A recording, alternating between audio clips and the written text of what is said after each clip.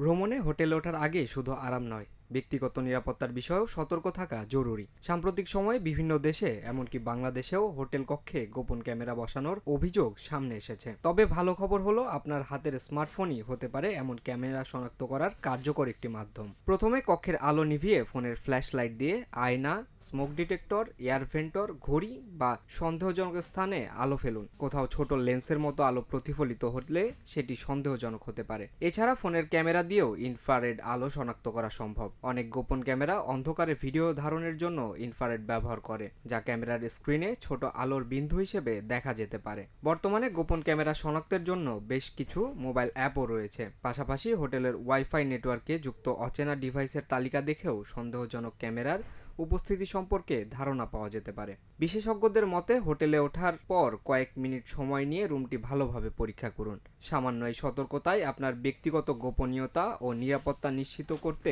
গুরুত্বপূর্ণ ভূমিকা রাখতে পারে।